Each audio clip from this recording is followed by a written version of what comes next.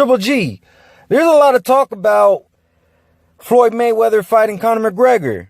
And I just want to ask, you could fight him, no problem? Max, no Max. I'm not Max. Shut up, Max. Sit down, be good boy. Shut up and listen. I have problem. No kids, no animals, no women, Max. Only boxing.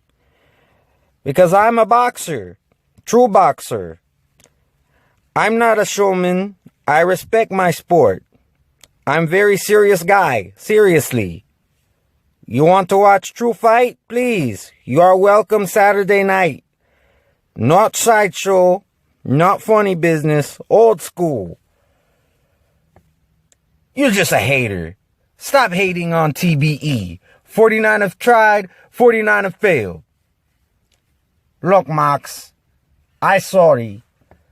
Here, I bring you a present, Max. Ah!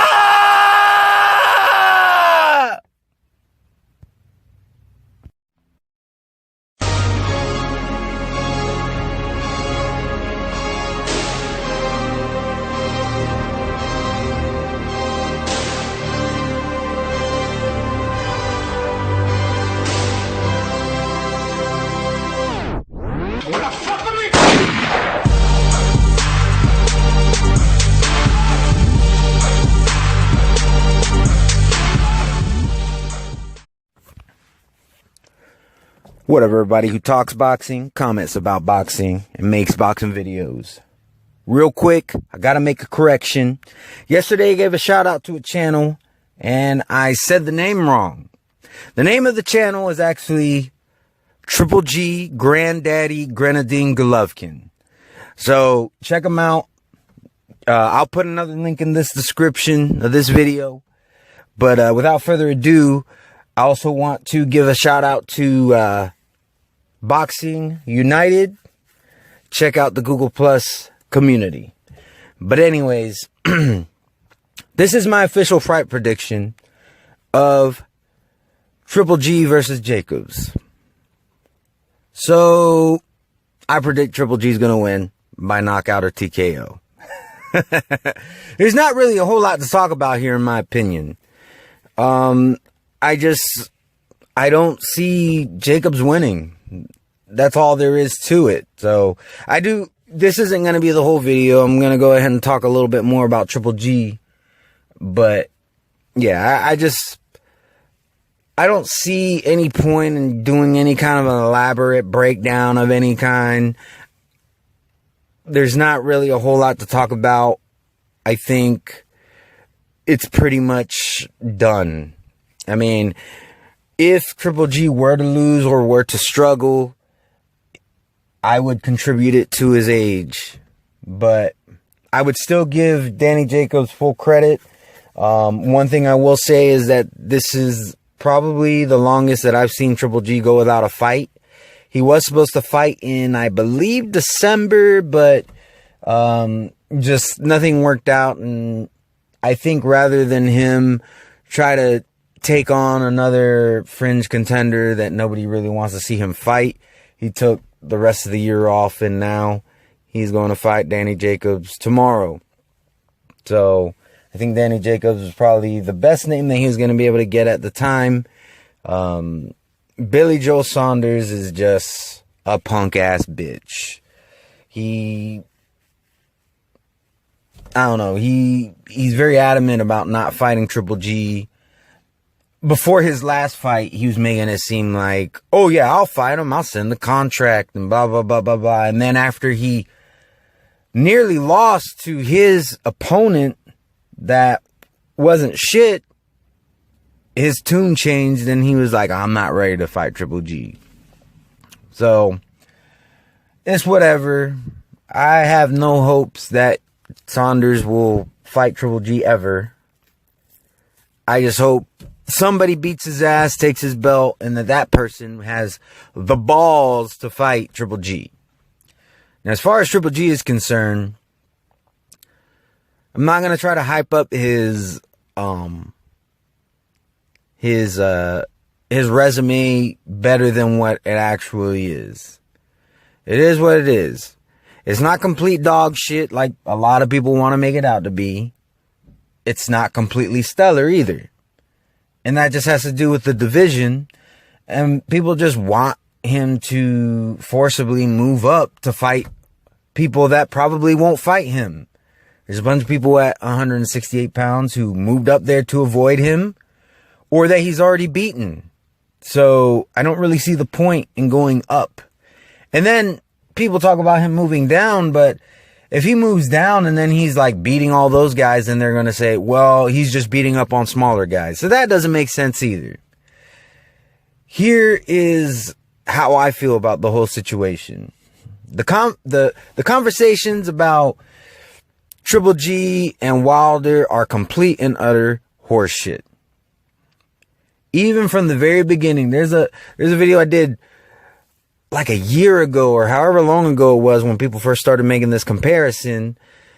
And from the very beginning, I said that this comparison is nothing but bullshit. And like a year later or whatever it is, I still feel the same. Those conversations are bullshit. Because here is the facts. Okay? One is a middleweight, the other one's a heavyweight. So there really should be no comparison. But if you're going to make comparisons, you have to make them fairly. Here's the thing.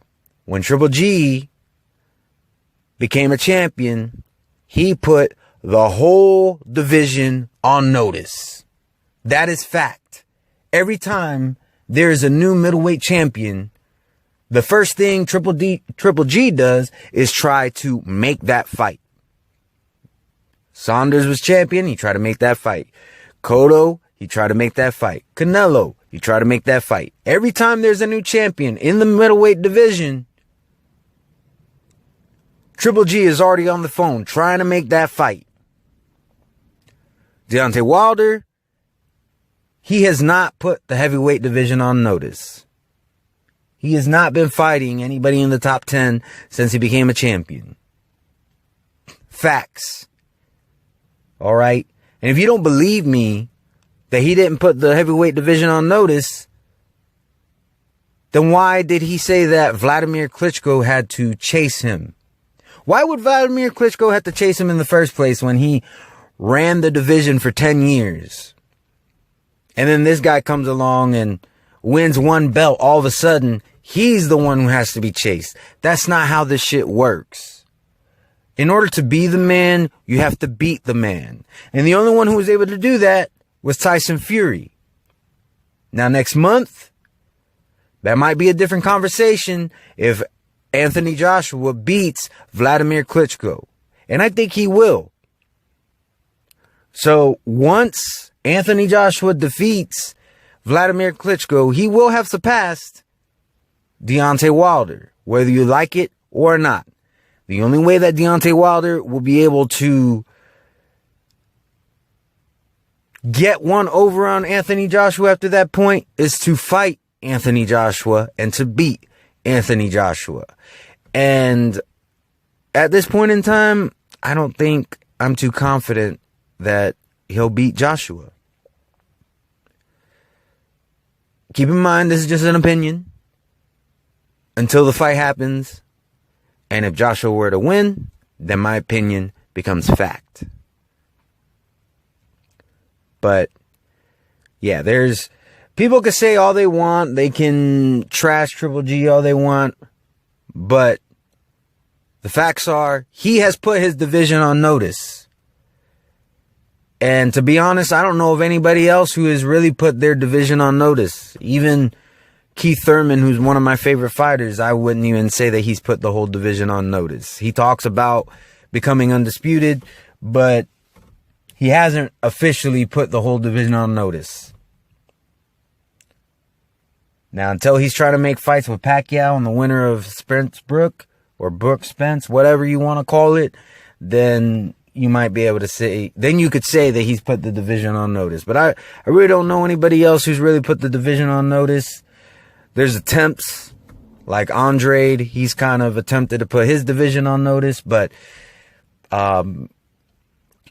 it's a little bit more than just trying to make the fights. It's actually having to make the fights and become a champion. Because Triple G has 3 of the belts, and it doesn't matter who has that last belt, he's trying to fight them. He's pretty much put the division on notice. And he's fighting all his number 1 contenders. It is what it is. But anyways, y'all let me know what y'all think about the prediction. Do you have Jacobs winning, and why? Do you think there's anybody else who's put their divisions on notice? And if so, let me know. Maybe I overlooked somebody. But even if there is, I don't think they've done it to the extent that Triple G has. And Deontay Wilder is definitely somebody who has not put his division on notice. But to all my subscribers, anybody watching my videos, or if you just so happen to stumble on this video, hope you have a wonderful and blessed day. Peace. I am so authentic. I'm so authentic. They try to figure me out, but this is not a gimmick.